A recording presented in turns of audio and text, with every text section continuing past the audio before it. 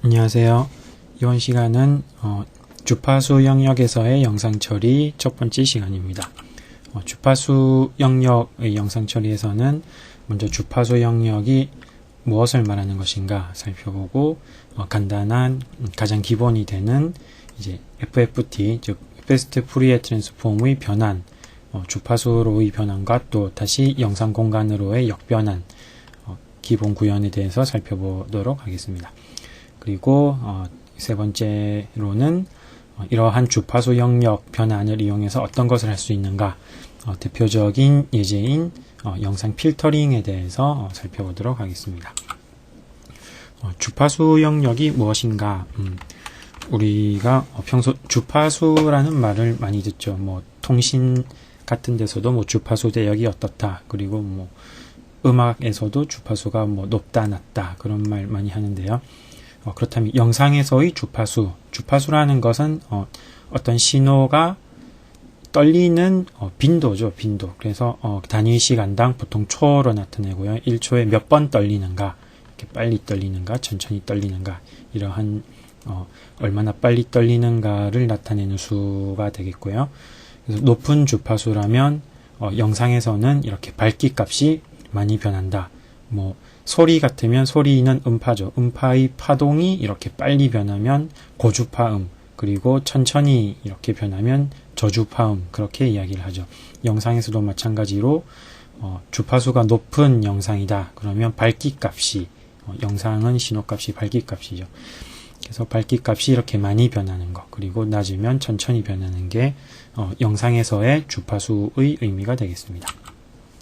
그러면 실제 영상에서 살펴본다면 이러한 막 지글지글하는 텍스처가 많은 부분, 그리고 되게 좀 균일한 색깔을 가지는 부분, 두 가지 중에 어떤 게 고주파 영역이고 어떤 게 저주파 영역이냐, 쉽죠.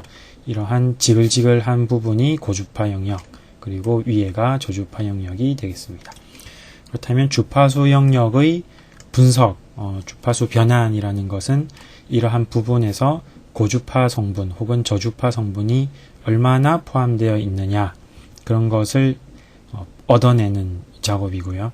그래서 어떤 영상에 그렇다고 항상 고주파 신호만 있고 항상 어떤 데는 항상 저주파 신호만으로 이루어져 있느냐, 그런 것은 아니고 영상의 모든 어떤 부분이든지 다 고주파 신호와 저주파 신호 동시에 가지고는 있지만 어떤 게 더 많이 들어있는가, 그 차이가 있겠죠. 그래서 이런 고주파 영역 영상 신호는 상당히 고주파 성분이 많이 들어있고, 그리고 반대로 이런 저주파 영역, 말은 저주파 영역 영상이라고 하지만 실제로도 고주파 영역 신호가 없는 것은 아니지만 상당히 미미하게 들어있는 그런 영상이 되겠습니다.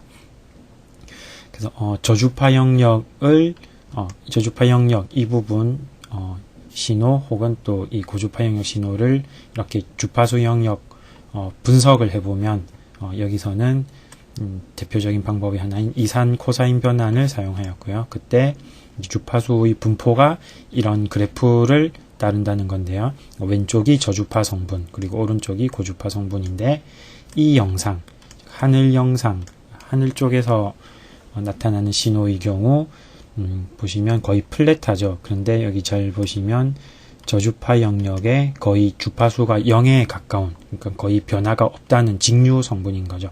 이 부분에 거의 대부분의 영상 세기 성분이, 주파수 성분이 다 모여 있는 것을 볼 수 있습니다. 반대로 고주파 영역, 이런 땅 모습 텍스처가 많은 영역의 경우 이런 직류 성분 외에도 어느 정도 이제 주파수 성분이 높은 성분까지 분포하고 있죠. 사실 실제로는 이렇게 상당한 고주파 성분까지 실제 많이 분포하진 않고요. 이렇게 고주파 영역의 영상이라 하더라도 실제로는 이렇게 고주파 성분으로만 된 것이 아니라 고주파 성분이 다른 저주파 영역에 비해서 좀 더 많이 있다, 이러한 분포를 가지고 있다 생각하시면 되겠습니다. 그럼 주파수 변화는 어떻게 하는 것인가? 이런 내용은 사실 수학 시간에 많이 배우는 내용인데요. 주로 대학교 한 1학년, 2학년 과정, 그런 때 이제 푸리에 변환하면서 주파수 변환 내용을 많이 다루게 됩니다. 우리는 뭐 그런 이론적인 것보다 실제 이런 주파수 변환을 어떻게 코드로 구현할 것인가 그런 것에 좀 더 초점을 둘 텐데 간단한 기본 개념은 일단 살펴보도록 하겠습니다. 주파수 변환이란 것은 이렇게 파동, 주파수가 즉 파장의 떨림이죠. 그래서 이런 파동을 여러 개의 입력 신호를 여러 개의 주파수 기저함수로 조합해서 표현한다 그런 뜻인데요. 기저함수라는 것은 일반적인 주기함수를 많이 사용하죠. 그래서 뭐 사인 함수, 코사인 함수 같은 삼각함수로 입력 신호를 바꿔서 표현하겠다 그런 뜻이 되겠습니다. 예를 들어서 입력 신호가 이렇게 임의의 파형을 가지는 신호일 때 뭐 이런 그림, 목소리 녹음된 파형 같은 거 보면 비슷한 신호 많이 볼 수 있죠. 그래서 이런 입력 신호가 왔을 때 이것을 여러 개 기저함수의 선형 조합으로 표현해 보고 싶다는 건데요. 그래서 여기서는 이제 사인 함수와 코사인 함수 두 개를 쓰는 예인데 이 함수는 이렇게 주파수가 낮은 여기서는 주기가 1인 함수죠. 여기 그러니까 1인데요. 주기가 1인 사인 함수와 코사인 함수 그리고 주기가 이제 반주기 더 빠르죠. 주기가 0.5인 사인 함수와 코사인 함수 그리고 주기가 0.25인 0.25가 아닌가요? 잘 안 보이는데 더 짧은 3이니까 주기가 3분의 2 3분의 2인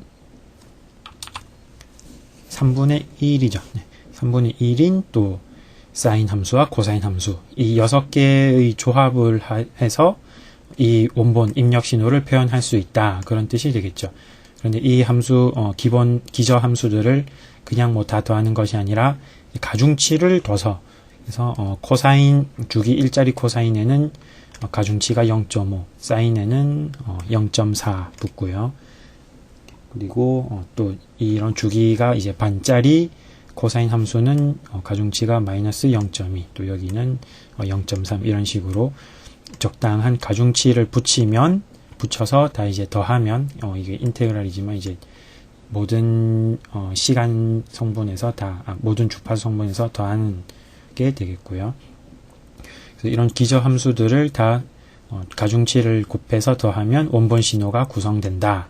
그런 게 주파수 변환이 되겠습니다. 그래서 주파수 변환의 결과물은 이 가중치, 즉 개수가 되겠죠. 그래서 이런 입력 신호가 있을 때 이 신호는 이러한 기저 함수들이 미리 정해져 있다면 이렇게 0.5, 0.4, 마이너스 0.2, 0.3 이러한 개수들, 즉 주파수 변환 개수들 6개의 숫자만 가지고 이 신호를 나타낼 수 있다. 그런 뜻이 되겠습니다. 그래서 주파수 변환한다는 것은 기저 함수의 개수를 구하는 문제가 되는 것이고요. 그래서 이러한 입력 신호가 이거 딱 6개의 주파수 성분 개수로 얻어지는 것이 주파수 성분으로의 변환에 해당하고요. 반대로 이렇게 개수가 있을 때 여기에다가 다시 기저 함수를 곱하고 더해서 원본 입력 신호를 얻어내는 이 과정은 이제 주파수 변환의 역변환이 되겠습니다. 다음 푸리에 변환은 무엇인가? 푸리에 변환도 주파수 변환의 한 방법인 거죠.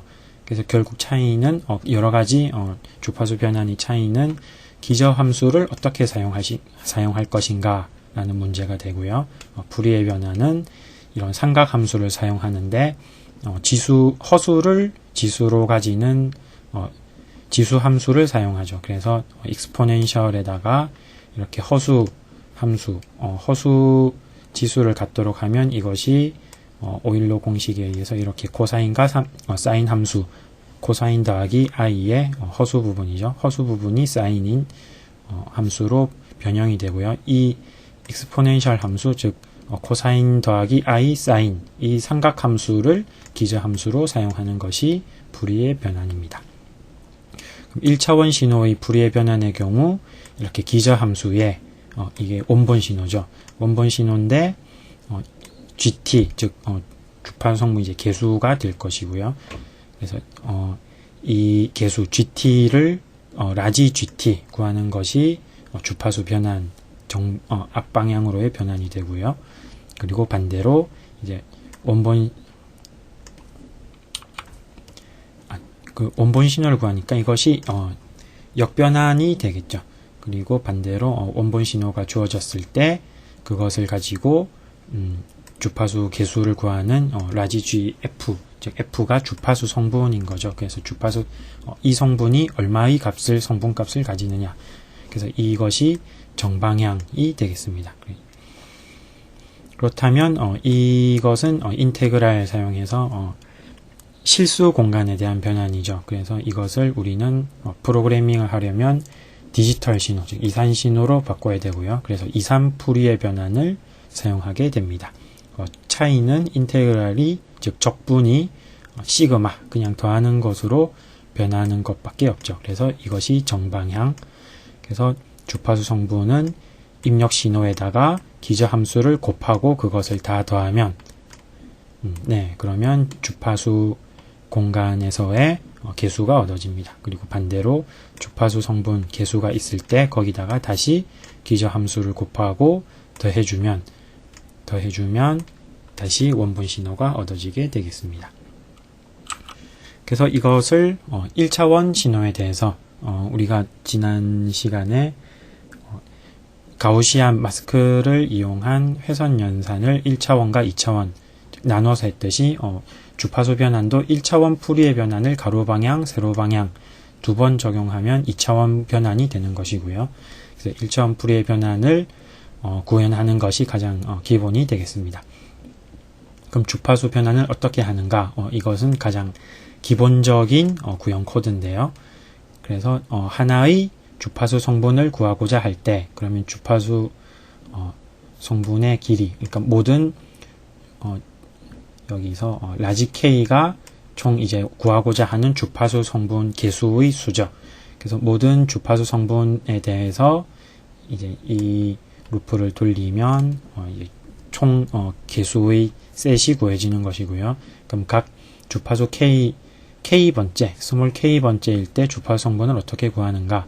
아까 이 식을 보시면 그냥 입력 신호에다가 입력 신호 길이만큼 입력 신호에다가 이게 기저함수죠. 기저함수를 곱해서 신호 길이만큼 더해주면 K번째 주파수 성분이 구해지죠. 이것을 그대로 코드로 구현을 하면 됩니다. 그래서 기저함수는 사인과 코사인으로 주어지고 그것은 각도값인데 각도값이 이 앞에 식을 보시면 n분의 j 2파이 kn, 즉 n이 신호의 위치가 되겠고요. 그래서 n 신호의 위치죠. 거기다가 n분의 2파이 k를 곱해주면 이제 각도값이 나오고요. 그것을 이제 사인과 코사인 함수를 이용해서 사인값, 코사인 값을 구해줍니다.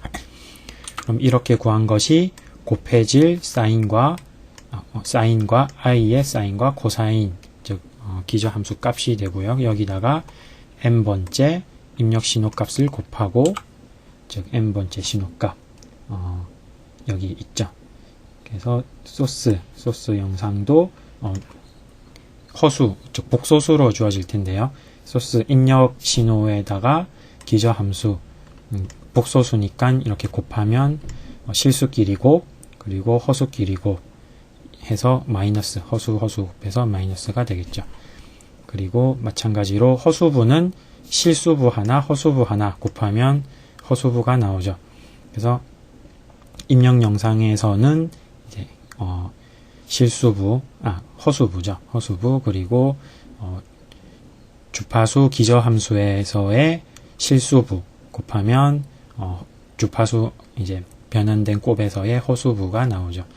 마찬가지로 또 입력 신호의 실수부와 주파수 기저함수의 허수부 곱하면 이제 또 허수부의 값이 나오고, 그래서 이렇게 리얼값, 즉 실수부값, 허수부값 구한 것이 여기서의 한 신호 성분, 즉 n 하나에 대해서의 곱하기 값이 되는 거죠. 그래서 이것을 신호 길이 n만큼 다 이렇게 더하기는 해서 누적시켜주면, 즉 식에서는 시그마에 해당하죠. 그래서 이걸 다 더해주면 GK 개수 성분이 얻어지게 됩니다. 그래서 최종적으로 변환 결과의 K에다가 이렇게 더해진 썸을 넣어주면 되겠죠. 그리고 변환식을 보시면 여기 역변환에는 원래 마이너스가 없고요. 플러스 부호입니다. 그래서 변환이 역변환일 때는 매개 변수로 신호 역변환인지 정방향인지 값을 받아서 역방향일 때는 이렇게 값에다가 n을 나눠주는 작업을 하게 되겠습니다. 그래서 원래 식을 보시면 이렇게 n분의 1이 역변환에는 있는 것을 보실 수가 있죠. 그래서 이거 코드에 빠졌는데 실제 역변환을 할 때는 마이너스 1일 때는 총합에다가 이제 n으로 나눠주는 작업을 이 식에서와 같이 해주게 되겠습니다. 그래서 2차원 변환이라고 하면 이렇게 1차원 변환을 2번 하는, 그래서 이 속의 부분이 한 가로 방향으로의 1차원 변환이 되겠죠. 그래서 그 결과에다가 그대로 이렇게 한 번 더 변환을 해주면 이제 세로 방향으로 해주면 2차원 변환이 얻어집니다. 마찬가지로 역변환 때도 일단 이렇게 이 n분의 1은 가지고 있고요. 그래서 가로 방향으로 한 번, 그리고 다시 세로 방향으로 n분의 1까지 붙여서 세로 방향으로 하면 역변환도 2차원으로 구현할 수가 있게 됩니다. 이러한 불이의 변화는 그럼 계산 속도가 어떻게 되느냐, 이 식에서 보시면 이렇게 총 구하고자 하는 주파수 성분의 길이 그리고 또 신호 성분의 길이의 곱만큼 그 컴플렉시티를 복잡도를 가지게 되죠. 그래서 그럼 2차원 신호면 가로 크기 영상의 가로 크기 곱하기 세로 크기 곱하기 주파수 성분도 보통 주파수 성분 개수는 실제 신호의 크기와 똑같이 가져가는데요. 그러면 실제로는 영상의 가로 크기 곱하기 세로 크기 또 곱하기 가로 크기 곱하기 세로 크기 이렇게 해서 상당히 계산량이 많은 연산이 되겠습니다. 그래서 실제로 어떤 여러 프로그램에서 불이의 변환, 즉 주파수 변환을 구현할 때는 이걸 좀 더 빠르게 할 수 있는 고속 풀이의 변환을 사용하는데요. 그렇게 했을 때 컨셉은 중복 연산을 제거하자는 것이고요. 이 근거는 우리가 사용하는 풀이의 변환에서의 기저함수가 코사인 함수, 사인 함수인데 코사인 함수, 사인 함수는 주기함수죠. 그래서 주기함수이기 때문에 이렇게 원본 신호의 주기함수인 기저함수가 곱해질 때 실제로는 똑같은 값들이 곱해지는 경우가 생기고요. 그래서 그러한 똑같은 값이 곱해지는 것을 한 번만 이루어지도록 하고 그것을 다시 재사용하는 그런 개념이 되겠습니다. 그래서 주기라는 것은 기본적인 주기는 신호 길이의 이제 반이 되겠죠. 그래서 이만큼을 우리가 계산을 생략할 수가 있게 되겠고요. 그래서 실제 원래는 불의 연산 1차원일 경우 복잡도가 n제곱이지만 n로그 n으로 계속 반씩 줄여나가는 형태이기 때문에 n로그 n으로 계산량을 줄일 수가 있습니다. 그래서 실제 구현할 때는 이렇게 입력 신호가 있을 때 그것을 일단 두 개씩 묶어서 주기가 같은 삼각함수에서 이렇게 주기를 보면 실제 이 값과 이 값은 부호만 다를 뿐 똑같은 값이 곱해지는 것이죠. 그래서 여기에 곱해지는 신호 그리고 여기서 곱해지는 입력 신호 두 개를 묶어서 똑같이 처리할 수가 있게 됩니다. 이렇게 입력 신호를 두 개씩 묶어서 일단 변환을 하고 그것을 다시 또 사용하고 또 사용하는 그런 컨셉이 되겠고요. 그래서 이렇게 두 개씩 줄여나가기 때문에 실제 복잡도가 n로그 n이 될 수 있는 것이고요. 그래서 이렇게 두 개짜리 불이의 변환을 계속 반복하다 보면 전체 결과로 해서 이제 최종적으로는 불이의 변환 전체 신호의 불이의 변환 결과를 얻을 수가 있게 됩니다. 그래서 이러한 모양을 고속 불이의 변환이라고 하고요. 이때 보시면 알겠지만 2개씩 하기 때문에 입력 신호의 길이는 입력 신호 및 결과 신호, 결과 주파수 개수의 길이는 2의 거듭 제곱이 되어야 된다. 그런 제한은 있겠습니다. 그래서 보통 풀이의 변환을 할 때는 뭐 128 바이 128 영상, 뭐 256 바이 256, 뭐 512 곱하기 512 영상에 대해서 수행을 할 수 있고요. 만약에 영상의 크기가 이런 2의 거듭 제곱이 아니다. 그럴 때는 제로 패딩이라고 해서 영상의 남은 영역을 일단 영상의 크기를 2의 배수 거듭 제곱으로 맞춰주고 입력 영상을 넣고 나머지 영역은 0으로 채워주는, 그리고 0으로 채워진 이 영상을 풀이의 변환을 수행하는 방법을 보통 사용하게 됩니다.